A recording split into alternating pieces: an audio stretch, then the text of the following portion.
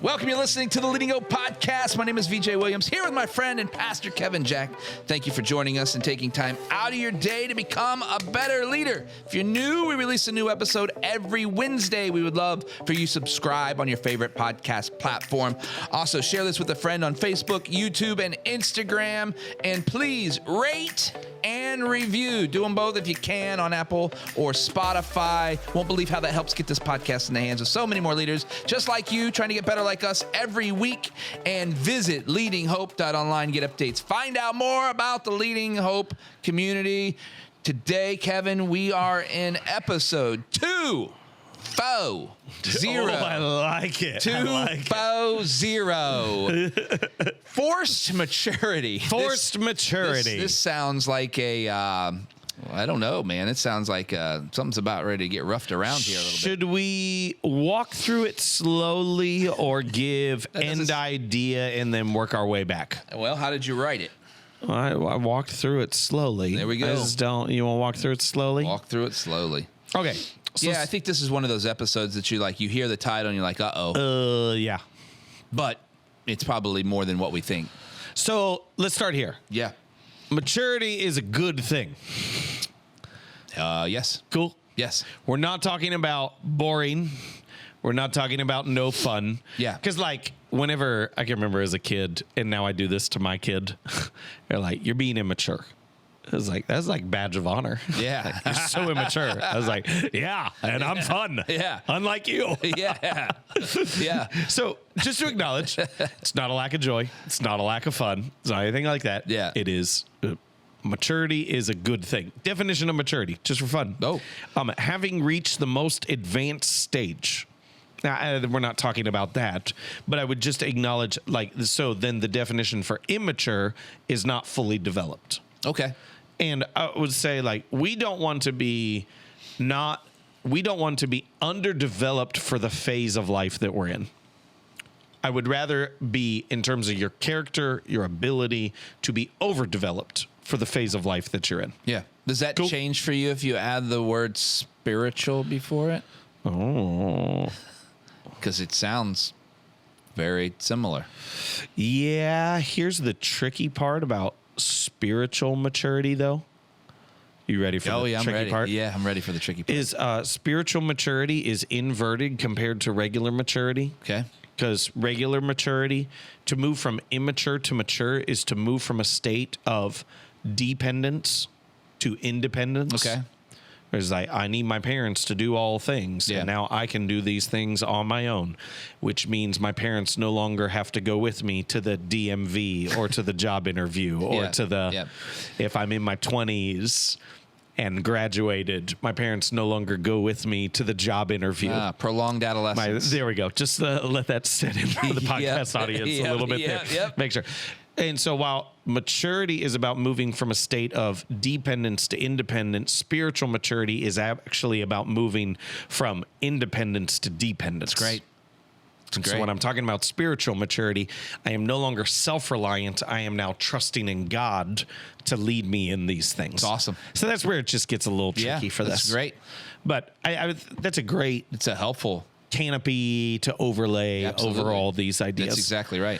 So so that's maturity is a good thing. Yep. Maturity is about development. That's what we're talking here. And so if I could just talk how we think development happens, we always think development happens over time, which is true. Development takes time. Yeah. Someone doesn't develop in a single moment. Yep. And so I would just give this caveat that maturity is gradual, but it is not inevitable. Okay. Development is gradual, but it is not inevitable. Yeah. And so just to say development takes time. Just because time is passing doesn't mean development is taking place. Yeah. Just because time is passing doesn't mean maturity is being developed. Yeah. So how do we force that development? How do we force that maturity to take place? I'll just give you one really simple idea, okay? You can force maturity through responsibility. It's good. You can force development through responsibility. Yeah. So shout out, and I'm just making this like really broad, okay? Yeah. Shout out to our good friend Robbie Brown. Robbie. I love Robbie. This is how VJ greets Robbie. Yep. Whenever he sees him. Yep. So I love that you use the exact same tone of voice. I love it. Robbie, when we were in Ohio, still is. Robbie is the campus pastor of the Ironton campus of Be Hope Church. Yes. He owns 2-3 restaurants. We'll go 3. Multiple rental properties. Yes. 2 around the clock and 1 seasonal. Yeah, it's just like, and it's happening. And when I first met Robbie's like in his like young 20s. Yeah. And I'm just like, this guy is more responsible than I am. Yeah. I don't know how to handle this because he has got his life together and I do not. You're not wrong. This moment. Not wrong. And then like hearing background of his story about responsibility of not having father around. I don't remember all the circumstances, details like that, so I'm not going to paint that in at all. Okay, just because I might misspeak on there. Having a younger brother, and so really from an early age, and Robbie's so humble, he would probably disagree with some of the stuff that I'm saying. Yeah. But Robbie, I'm right. Having to take a role of man of the house at a much earlier age than anyone should have to with a younger sibling. And so being responsible for that. Yeah. And it was like, as soon as I heard the background to his story, I thought, that makes perfect sense. Yeah. Why he is how he is. Yeah. It makes sense that he's far more mature than anyone his age or even years ahead of him. Yep. Because he had the added weight of responsibility early on. Yes. And when you add responsibility, you add. Now, this is really important, okay? Yep. Just because you add responsibility doesn't mean maturity automatically happens. Okay? Yeah. So the forced is a little bit of a mistitle. But I don't know of anyone who is developed. I don't know anyone who is mature who does not have responsibility. Yeah, I mean, it's an outcome. And so the way you pressure that, the way you catalyze that to happen, the way you instigate it is by adding responsibility to any individual. Yes. And all of a sudden, and so was talking to our friend Ward. Shout out to Ward. Yep. Two shout outs on this podcast. Shout-outs, yeah. Look at us. Ward. And I was asking him Ward about, because Ward is part of core team for the North Lakeland campus. Yeah. And we were talking briefly about different stuff in his life and leadership and stuff like that. And one of the statements he made to me is like, I felt like he read my playbook, which was awesome, that he understood what was taking place. He said, I understand I need to grow as a leader because if I'm starting at this level, he's kind of using his hands to show the bottom level with the North Lakeland core team. And then all of a sudden people come in. Now I need to know how to be a leader. Yeah. And he's showing people coming in like underneath him because he's already a leader and he's already there and helping develop. And what he's basically saying, he's saying, I know I'm going to have to become a leader at an accelerated rate because I'm now going to be responsible for these other people who are coming in. Yep. What you're saying is I am forcing leadership development in my own life. Yeah. I am forcing maturity of my abilities and my perspectives because I am now self-imposing responsibility upon me. That's awesome. So this is like, I would just say it as like, we get this idea backwards, I think, in faith. Because what we think in faith is all you need to do is cultivate an inner life that desire. Is it okay if we take a strong faith turn in this leadership podcast? Yeah. Because please. I just think there's fragmented thinking that is not aligned with scripture and it's not aligned with the lives that we live and what we would just observe. Yeah. And so people go like, if I just cultivate a desire for God in my inner life, then the natural result of that is going to be impact. And what happens is people, and I believe like properly cultivated. Yeah, I'd agree. Yeah. But the heart is also deceitful above all things. Yeah. Yeah. So let's just like add that in there. Right. Just to acknowledge that like purity of heart, you're probably not getting too quickly. Yeah. Like purity of intentions and of desires, they're probably not happening rapidly. Yeah. And so you need to count for your own self-deception in that. Yeah. And You so, better. Because what happens is people go, well, if I just focus on cultivating a deep inner life, then the natural result will be impact. And what happens for most people is they try to cultivate a deep inner life, and they've actually only cultivated their own personal comfort. That's it. And then they never want to leave it. Yeah. And so I think two things that have to happen. Yes, you have to cultivate that proper desire. Now, if you're not a person of faith, this doesn't apply to you as much. Well, it applies to you. You just don't apply it. But I don't want to go too far into that. Yeah. The other thing that has to happen is you have to deliberately set responsibility and weight upon yourself. Yeah.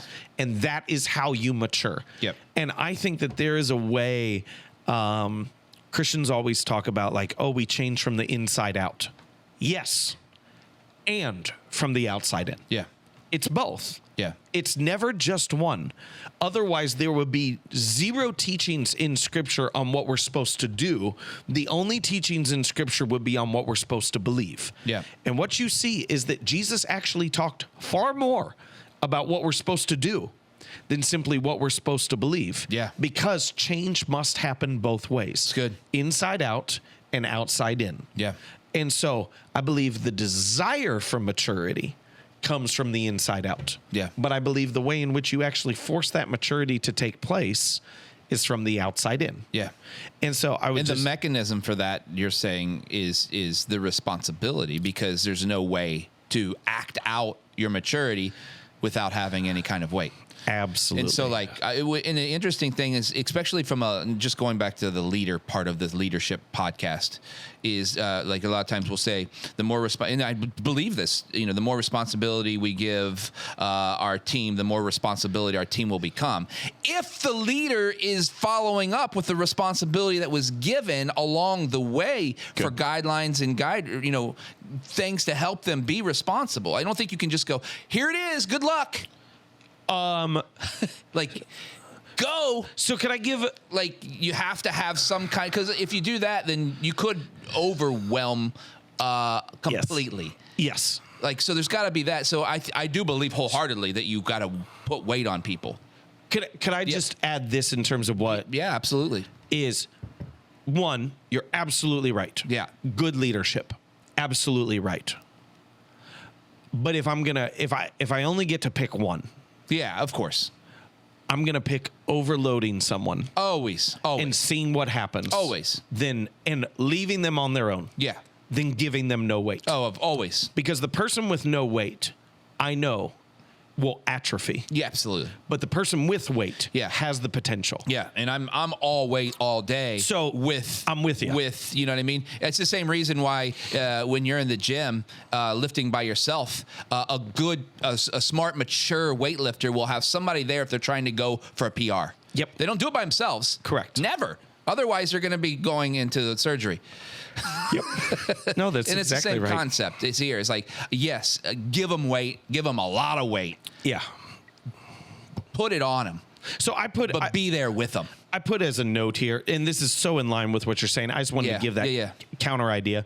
Proper responsibility will add strength. Too much weight will cause it to crack. It's great. Yeah, there we go. And so, like, we're both acknowledging that. Yep. But I think what has happened is I think we're afraid of giving people weight. Oh, there's no doubt. And so I just want to make that point of just saying, like, I'm more scared of no weight than I am too much weight in people's lives. 1,000,000%. And even people that are getting into new rules, and that's just kind of a philosophy. Philosophically. Yeah, philosophically.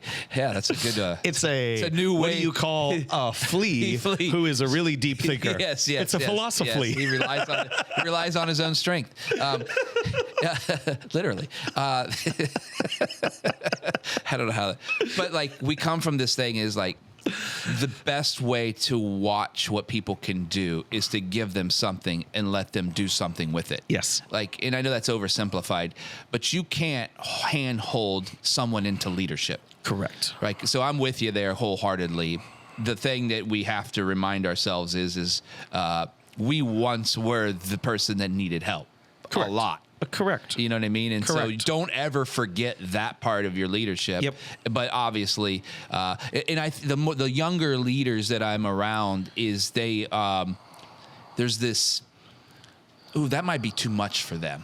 Yeah. And you don't even know because you never gave them anything. Correct. And you're Correct. deciding for them before you even did the first thing, which was here it is. What can you do with it? If I could give this, and this is the other side of it, which is that capacity side. And I love that you're hitting at that hard. I remember this Jim Gaffigan quote where he's got 6 kids. And people are like, what's it like having 6 kids? And his response is, he goes, it's like you're drowning and then someone hands you a baby. Which I think is amazing. But like, so we have 4 kids. Yeah. And people are just like, how do you handle it with 4 kids? He's like, you handle it. You handle it. I don't know how to say it any other way. Yep. You just do it. Yep. And like my more fun joke is like, once you go to 2 to 3, you're outnumbered, as you can't stay with them at all times anyway. Yeah. One of our good friends, they have 4 kids, and she said it like this. She said, the more kids you have, the more you have to rely on your skill as a parent and not just your presence. Ooh, because that's your great. presence can only be there so much. That's great. So here's the point that I'm saying within all this is just to go, I feel like we get so concerned of like, oh, is this too much for them? Is this too much for them? And the reality is I don't know of many seasons of my life where I just went, oh, this is really easy. Yeah. Oh, this is a piece of cake. However, when more was added, I always adapted and I always grew. Yeah. Even though I always felt like I was going hard at the time. Yeah. Every time something was added, I realized I had more in the tank. Yeah. And just to say, for some reason, we don't ever seem to be concerned about untapped potential. Yeah. Which is an insult. Yeah. If someone's like I'll say it like this. Like, if you're in your 40s and I'm in my 40s, and people are telling you have so much potential, that's no longer a compliment. Yeah. It's now insulting. Yeah. Because you should have tapped into that. It's good. And we don't seem to be concerned about untapped potential. We seem to only be concerned about having too much weight. Yeah. And we need to be concerned about the other. That's good. Do you equate the word or the concept of maturity directly to, you just said it was hard. Do you direct to impact? Like, you can't have impact. Like, what is the outcome of maturity? Yeah. No, that's like, great. What is that's that? great. Because, I mean, it's like some people want to just kind of be loose and kind of, hey, it's kind of a, you know what I mean? And I want to make sure that we're just framing this in the way that you want to frame it. And I think you should have a good time. I think you should have fun. I think, you know what I mean? And sometimes that's looked at as immaturity. And I don't believe that's true personally. Correct. But people will see that, the very mature of us will see that as a roadblock to maturity. How do I say any other way? I can run down the sidewalk, jump into the bushes, and push my friend into the fountain and still be very mature and responsible. Yeah, Like- yeah. But I mean, that's not, however you want to look at it, culture, society, they would see that maybe as counter to maturity. How would you refute that? So here's my disagreement is like we view maturity as appropriate actions. Okay. We don't say just simple like the tree that is immature is too weak to be load bearing in its branches. Gotcha. So let's apply the same definition to people. Got it. Let's force maturity so that people are load bearing. That's good. And that's the like last piece of this, which I almost wanted to be the first piece, but you counseled me not to, which I'm grateful for. There is no such thing as leadership development that is not load bearing. Yeah. And I think what people think is they think leadership development is classroom. And that may be equipping. Yeah. But that is not development. Good. The development piece is always load bearing. And so it is only when you take those skills and you put them into action through the responsibility that you have been handed is when you're developing and when you're growing. That's good. So like if I go to a conference, that's not development. Yeah. That's equipping. Yes. Development is different. That's great. That's a huge difference. And I think you're right. I think, how did you get to the load bearing thing? Because I think that's what's really important here. You're saying that the maturity always is load bearing. I think you can take it even a step further. It's always load bearing so that it's life giving. That's good. Ooh, I like that. You know what I mean? Like, because it can't just be that, because there's got to be a purpose for the load. Yep. The purpose is so that you can give life in all the things that you do. That's powerful. This is good. What else did you want to say about this episode? I think That's we're it. about That's all out I of got. time. We're out of time. We're so Look at out of that, time. 20 minutes. All right, episode 240. Thank you for joining us and taking time out of your day to become a better leader.